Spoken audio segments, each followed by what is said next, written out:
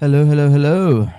Hello, hello, hello. Good evening, ladies and gentlemen. Good afternoon, ladies and gentlemen, and welcome to Hafez TV. I'm your host, Hafez, and we are I'm just bringing you a very short stream.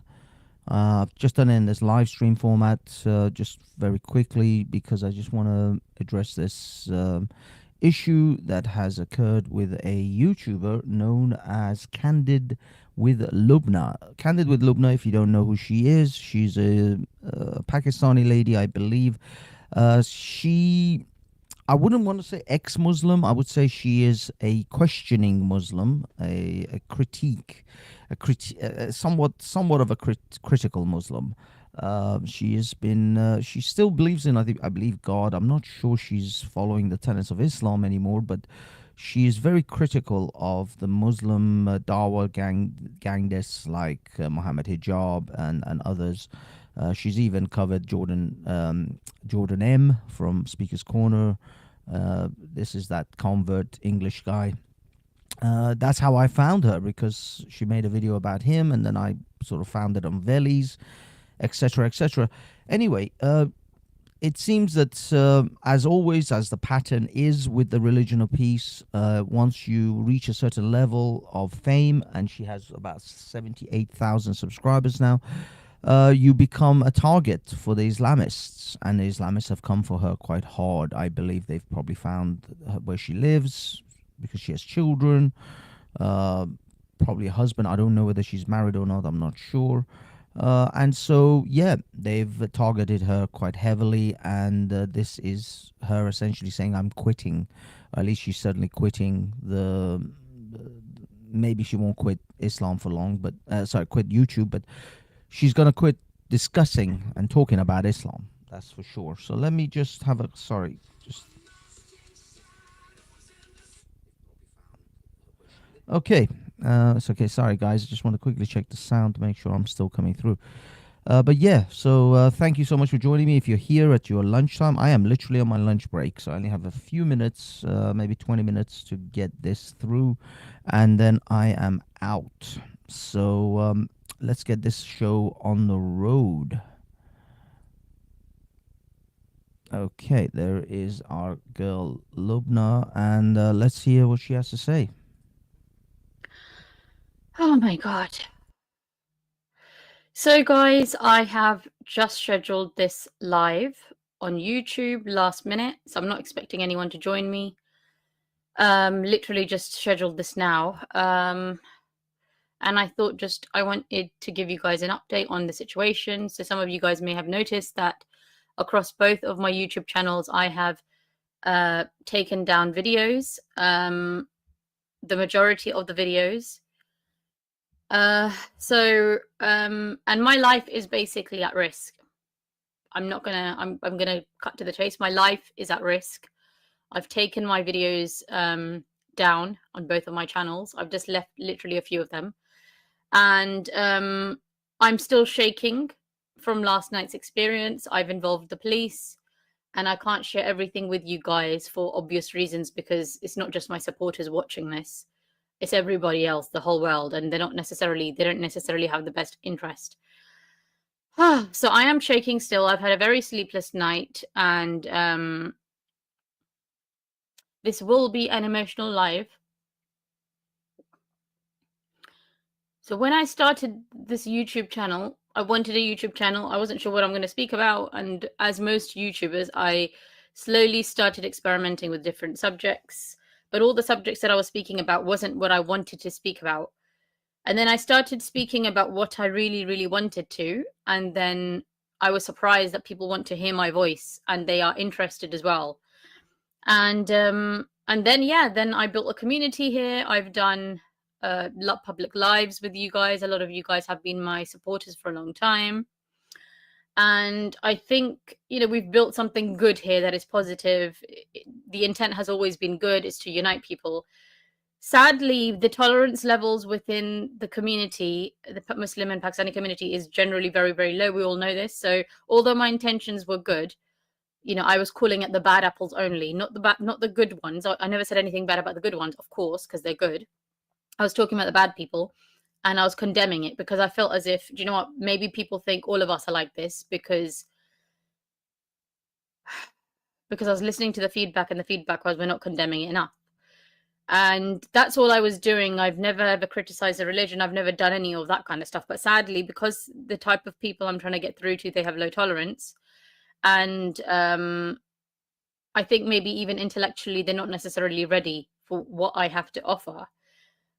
I don't think it's worth it for me. I think I've done my part, and I've tried my best to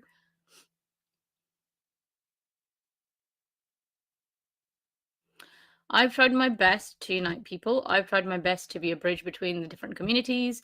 The psychology is very different. I've tried my best. That's all I could say.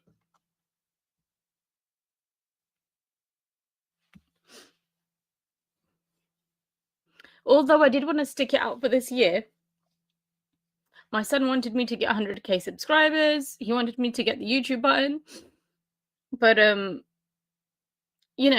was like, the experience that I've had last night, where I had to call the police, and again, I can't give details. I can't continue talking about the stuff that I talk about. And frankly speaking, I don't want to. I think it's been very clear to me the last couple of years, as my age is increasing, that I've outgrown the community that I'm from. I've outgrown them. Okay, I'm not saying that they're bad. They're amazing people, fantastic. I wish them good luck. I wish the Pakistani community good luck. I wish the Muslim community good luck. I feel that within me, I've had a battle for a long time. And frankly speaking, I've outgrown my community. So I've done my part trying to help be a bridge and all that kind of stuff. But if they don't appreciate it, if they don't want to hear, anything from me, then there's no point of me continuing with this, especially when my life is at risk. There are people that think it's okay to harm someone. Okay. This I just want to let as much of it. I mean, this is a 32-minute video. I will post the link for the video for anyone who wants to actually go watch the entire thing. I don't want to play the whole thing on here because it's kind of emotional. And hello, good evening, Lieutenant. Good evening, Bob. Good evening, or good afternoon. Sorry, Bob. Or morning, I guess. Fun with Dirts. Two up, two down. And everyone else in the chat. Dibble. Hello, Dibble. Officer Dibble. Oh my God. Officer Dibble from the Aristocats, I believe. Is he Aristocats? Yeah. Anyway, is she Lubna? Is she Lubna? Well, yeah, it's Candid with Lubna. Okay, I'll briefly say this for those new here. Oh my goodness. Is that Afghan, my man? Amir Masood? I don't know. This lady's Candid with Lubna, a Pakistani, sort of an ex-Muslim. I think she's still somewhat of a deist or a pantheist kind of believer in God, but not Islam as such. She has criticized Islam and certainly the Dawagandists that go to Speaker's Corner, Ali Dawa, Muhammad Hijab.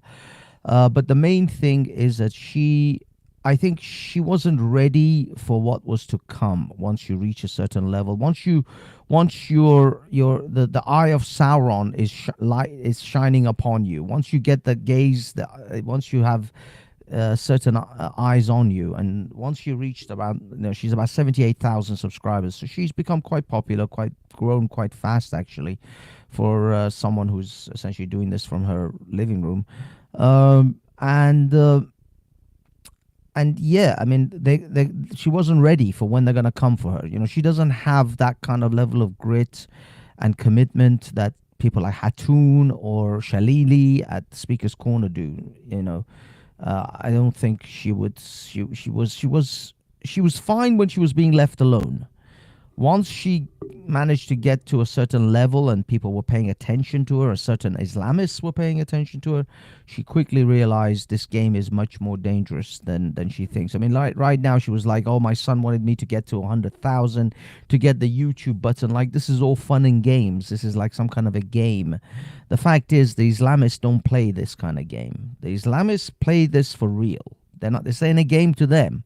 So if you're going to criticize Islam, you better make sure you got all your I's dotted and your T's crossed. Your anonymity is paramount. And she wasn't very clever with her anonymity, which is most people, actually. Most people on the internet are extremely naive and easily doxxed. The fact that most people here don't even know my first name is a testament to how much effort I go through to make sure that my anonymity and my name is protected, in order to make sure that essentially no one's knocking on my door. Some crazy Islamist isn't knocking on my door. And even with all that, I still get I've been physically attacked at Speaker's Corner. But of course, that's Speaker's Corner. Speaker's Corner is you're kind of vulnerable. If you're in that location, they know you're there, you're live streaming, people know your location at the time, and so they can come down. It's a public place. And it's the same in the streets. When I go out to these protests, I'm live streaming. Obviously, the enemies would know where I am. If my channels were really popular and Muslims really gave a crap about what I do and what I say, they would obviously target me at these protests. I tend to I'm flying under the radar essentially most of the time at the moment, because I just don't have that kind of level of attention from the Islamists in the United Kingdom. But she did. She grew large enough to get the eye of Sauron focused upon her, and unfortunately, she didn't have the cojones, the constitution, the backbone, and essentially she couldn't take that level of harassment, which is what is expected. We all know Hatun has moved like 5 times, I think, in the course of the last 4 or 5 years, to different locations in order to make sure she's safe. They keep finding that out where she lives, and they track her down. So Hatun has been essentially homeless. I mean, she talks about how she only has 3 pairs of shoes because she can't really have too much stuff. She has to essentially be able to pack everything in a suitcase and go wherever she needs to go within a few hours. If the Islamists find out where she lives, I mean, her life is in absolute danger, and attempts on her life have been made already.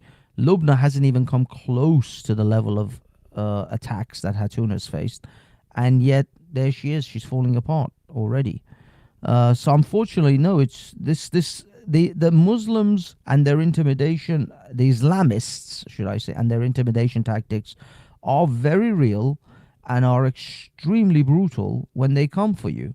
And so this lady didn't realize what soup she was swimming in. This is the problem. Sometimes people don't really know what they're doing in this sphere.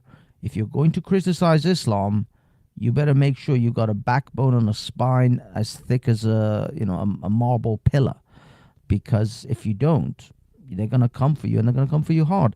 I think Lubna lives in an area full of them. Yeah, probably, Amir. She probably lives in the community, in the Pakistani community as well. So that's even worse for her. And she doesn't, she doesn't come across as a Christian, so she doesn't have the Christian community support. So she's probably found herself quite alienated and alone in this situation. And then, the death threats, I'm sure the death threats have come thick and fast. I'm sure people have probably posted something through her front door. I'm pretty sure that's probably what's happened. Someone's either knocked on her door or posted something through her letterbox telling her they know who she is, where she lives. And that's what shook her up quite badly, because she's a look at her. She's a tiny little woman with children, and I don't know whether she has a husband or not, but either way, whatever her situation is, her security situation isn't great. I would imagine she's kind of vulnerable. And we all know the police are useless in the United Kingdom. This is the ridiculous situation that we find ourselves. The United Kingdom, they don't allow you to protect yourself. They'll ban you from buying anything sharper than a butter knife. But yet at the same time, the police that you pay tax money for will not be there. They'll come and draw a line around your body when you're dead, and they'll talk on some BS TV station about well, we don't exactly know, investigations are in progress, we don't know what exactly happened, lessons have been learnt, inquiries will be made, and nothing will be done. You're the one that's dead. You're the one that, as they say, when it comes to my security, my policy is I rather be judged by 12 than carried by 6. So if you knock on my door, you will know what you get. That is how it's going to be. The deal is I will be judged by 12, you will be carried by 6. That's how it's going to be. I don't mess around with that. That is my sworn oath to any of the Islamists who may or may not ever find the testicles to knock on my door.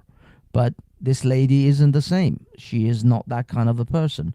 And so she is going to feel extremely shaken, extremely scared of this situation. Unfortunately, that's how it is. This is the United Kingdom. The United Kingdom is going to potentially be an Islamist society in the decades to come. It will.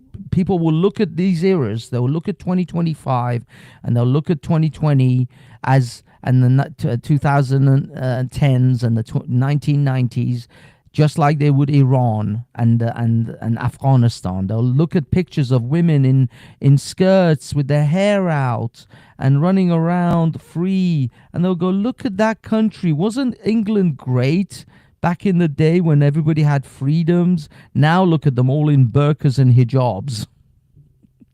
That is what United Kingdom is going to end up. It's going to be looked upon fondly in 50 to 100 years' time.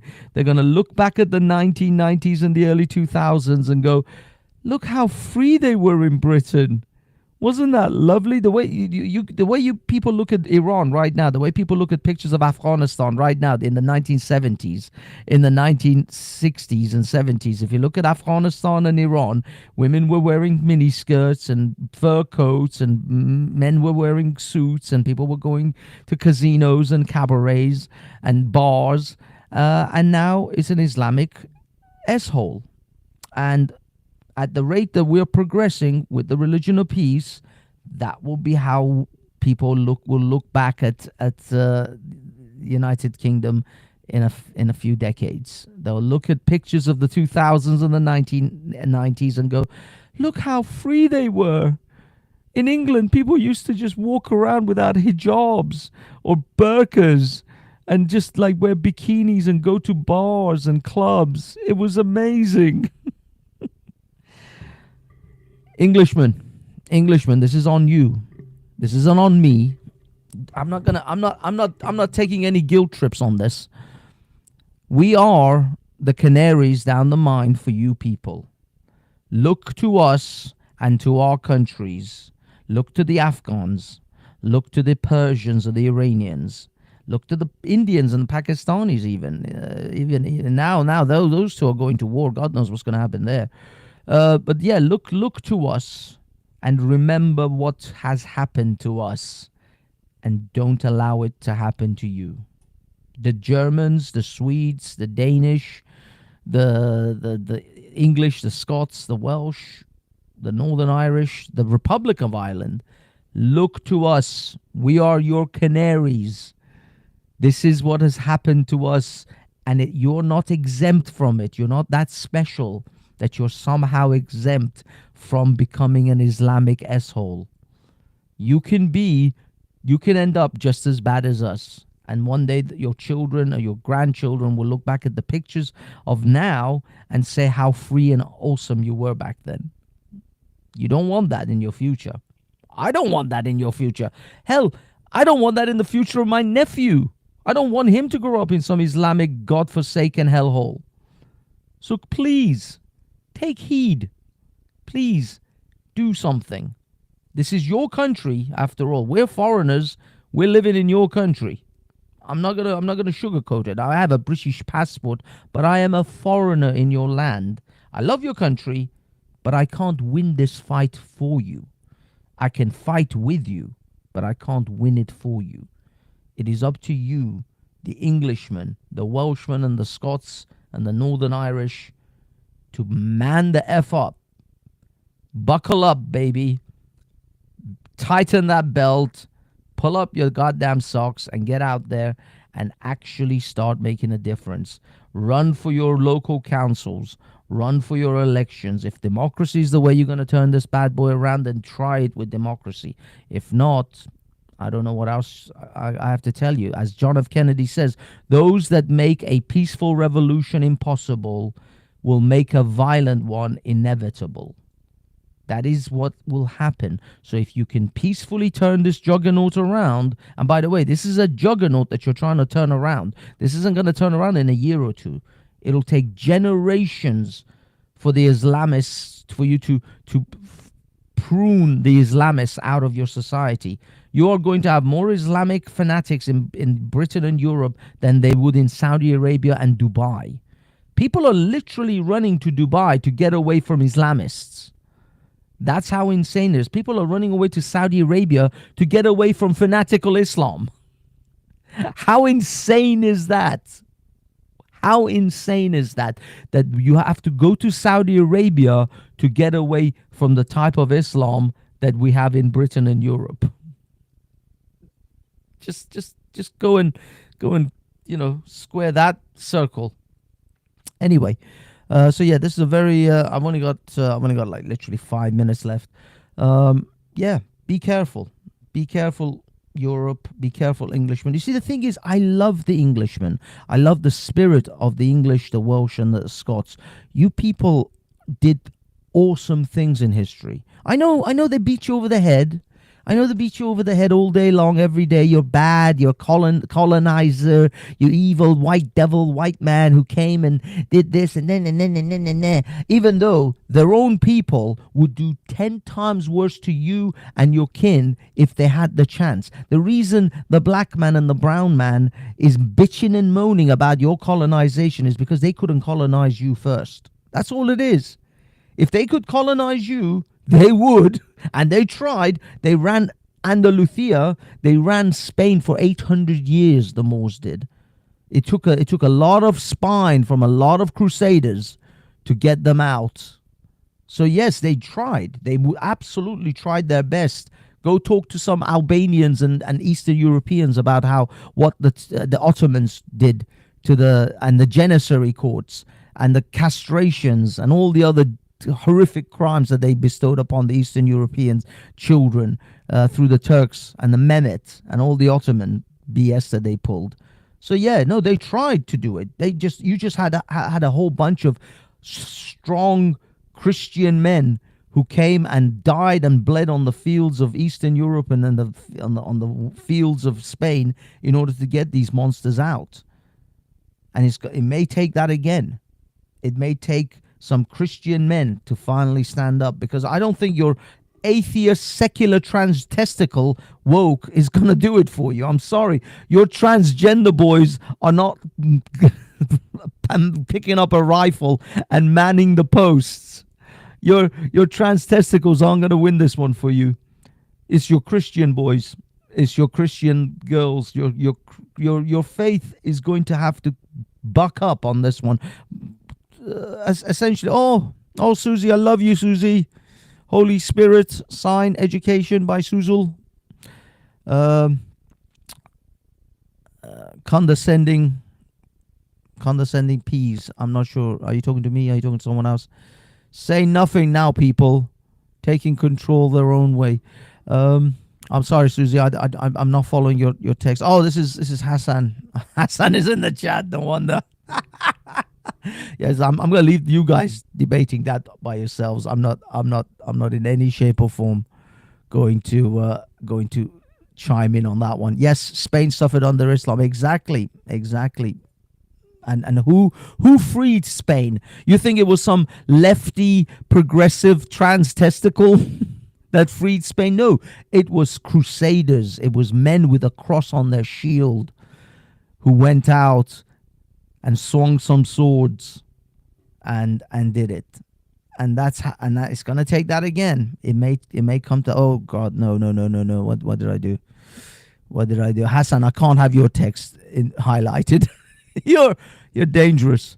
Show your Hafiz. Oh, thank you. Yes, show some love, people. Show some love. Anyway, I'm laboring the point, but you get it. You get what I'm saying. You need to find your Jesus. You need to find your crusaders, and you need to come come back out, because your politicians are not going to do it for you. They are spineless and weak and pathetic. Now, as I said, if you can find some patriot politicians and run them and actually turn this bad boy around through democracy and through parliament, by all means, give it your best shot. But never forget that you may have to find that you have to pick up a rifle and stand the post at some point. You may find that you have to get there. You may end up at that level. But I hope for the sake of my descendants in this country, which I have quite a few cousins and nephews, and potentially nieces in the future, maybe even my own children. I don't know. I haven't closed the book on that entirely. But nevertheless, for the future of your children, and if you still want them to live in this free society, free-ish, I mean, let's be honest, Starmer isn't exactly, the politicians of the last decade or two haven't helped you be freer. They've just consolidated and closed in the net ever more every day on your freedoms. But get your spine, get your backbone back, get your testes back, Englishmen. Get yourselves out there. Get in the fight. Get elected for councils. Get elected for mayors. Get elected for. Run for these things. Run for these things. I know you have it in you. England, you have it in you. This is what frustrates me, is because I know you are better than this. You've done better. You've been better. Why cower now? Why cower to some beardy-weirdy asshole who marched across Asia to come here to now tell you and scare women into silence about their shitty little religion that no one else should give a crap about except them? Why should some asshole from the other side of the world, which at one time you went and colonized, you told them what to do, is now telling you and scaring your women or innocent women on how to speak and what to say? That's shameful. That's shameful. Have some pride in your history. You stand on the shoulders of giants. You come from the loins of strong, brave men who marched across the fields of France on D-Day. You just had VE Day just a few days ago, celebrating your victory over the Nazis. Well, here's another group of fascists, Islamofascists, who are in your midst. The enemy is inside the gate. The call is coming from the house. The call is coming from inside the house now. Yes. Your religious weaklings, your religious leaders, your political leaders. Yes, they open the gates for the monsters, for the hordes, for the savages to come in. I get that. Just like Christopher Hitchens warned. Yes, they held the gates open whilst the barbarians came through the gates. Now they're inside the gates, but you still can get up and put on that shield and armor and get out there. And your shield is your constitution, is your legal system. Your sword is being elected as mayors and council members and parliamentary members, politicians, whatever it is. If that's the sword and the shield you have to fight with, then pick them up and start getting out there. Represent your people. Represent your districts. Represent. I know it's a sacrifice. You have to make some sacrifices, but get out there. Whether it's reform, whether it's UKIP, I'm not party partisan. I don't really care. At the moment, those are your best shots. Your reforms and your UKIPs. But if you can find a better party, if you can forge a better party, then do it. And I'll be honest, those people like Patriotic Alternative, like Mark Collette's, you're not going to win with those. Those people aren't going to do it for you. They're going to take you down a rabbit hole of purity spiraling, of who is truly English and who isn't, blah blah blah. You don't need that. You don't need that. They're not gonna win this fight for you. You need better representation than them. And maybe this Farage thing, I don't know. I see Farage as an egotistical maniac who wants to run a party for what's it called? He's it seems like this is an ego trip for him. I find it hard to believe in his patriotic beliefs. I'm struggling with Farage. I find his patriotism wanting, but at the moment, you play the cards you have. You play with the cards you've been dealt. And if this is the cards you've been dealt, then hell, reform all the way. Go for it. Give them a shot. Whatever. Either way, if you're not happy with a bunch of beardy Islamist sacks of shite in your country scaring women with children, putting death threats upon them about what they can and can't say online. If you're not happy with that, if you like the country you had, then you have to fight for it. You're in a fight for your lives. You're in a fight for your children, and you're in a fight for your future. The polls are out. The results are in. This shit isn't getting any better. It's not going to get better. It's only going to get worse. You have to get out there, and you have to make sure that your country takes back its soul. Really, you're fighting for the soul of England. That's how I see it. It's fundamental stuff now. We're not fighting for a slightly better GDP. You're fighting for the very soul of your nation now. This is how fundamental it's become. It's either England and Britain as it was, or as it has been founded or established, or some Islamist nightmare, which you can see the results of in Afghanistan and in Iran. Just have a look at them. That's my rant. I don't know what else to say. You know what to do. You know how you got to get organized, join a party, and get out there, and give it a go. Again, if they block or stop the peaceful transition or the peaceful revolution, then I can only see things getting worse and going very, very horribly bad, and no one wants that.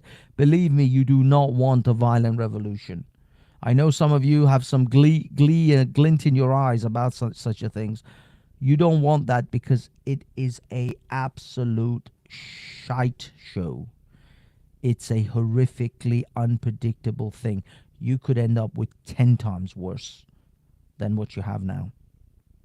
Things can really get bad and really get ugly in violent revolutions. You do not want it to get there.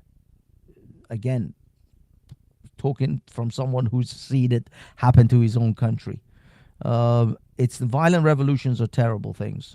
They are not good. They're not good. People, these idiot leftists, don't listen to these morons who talk about, who wear Che Guevara's t-shirts as if like he's some sort of friggin' hero. Don't look at those morons. Violent revolutions are terrible. They lead to terrible things and very unpredictable.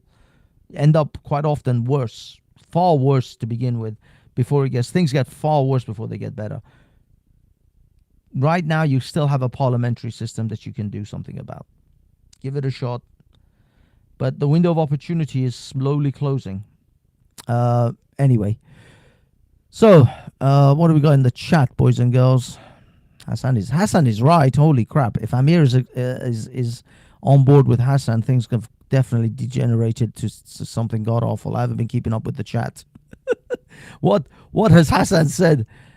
I rather watch like a Russian and laugh inside.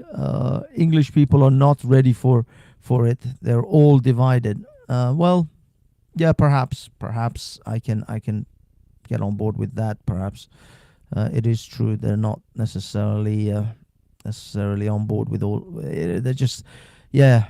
There's too many. They still think that progressive ideals are going to somehow save them. I'd rather watch England rise and dress rainbow for Britain. I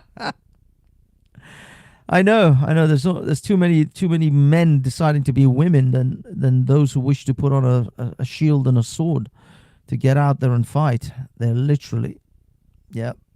Well, I guess in that sense, yeah, Hassan is right, which which means a broken clock is right twice a day. Yeah, lucky you. What does it say? Let me see what's this. Yeah, lucky you. I would have some choice words for very the things, like things like you. Ah, dear God. Let me see. Reform is the work. Is for working. Reform is for working. That's all you bums out. I don't know.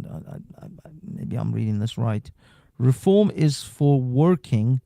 That's all you bums out. Oh, I see. That's reform is for the working class, and so that means we're all out because we're all benefit scroungers. Ironically, speaking of work, I have to go. My work has my lunch has finished. In fact, I'm a little bit late. Thank you, Lubna. I wish you all the luck, all the best. I hope I hope you you come back out of this. I hope the Islamists, whoever threatened you or in any way did anything illegal, is caught. But in the meanwhile, thank you, everyone. Have yourselves a wonderful afternoon. I will try to do another one of these later on in the evening or early evening around 6 o'clock. If you guys are about, jump on the panel. Let's do a panel at 6 o'clock. All right, peace. Hi, where happens your weatherman? And have we got news for you? Let's get ready, all you lonely girls, and leave those umbrellas at home. Humidity is rising. Barometer's getting low. How low, girl? According to all sources. What sources now? The street's the place to go. Better hurry up. 'Cause tonight for the first time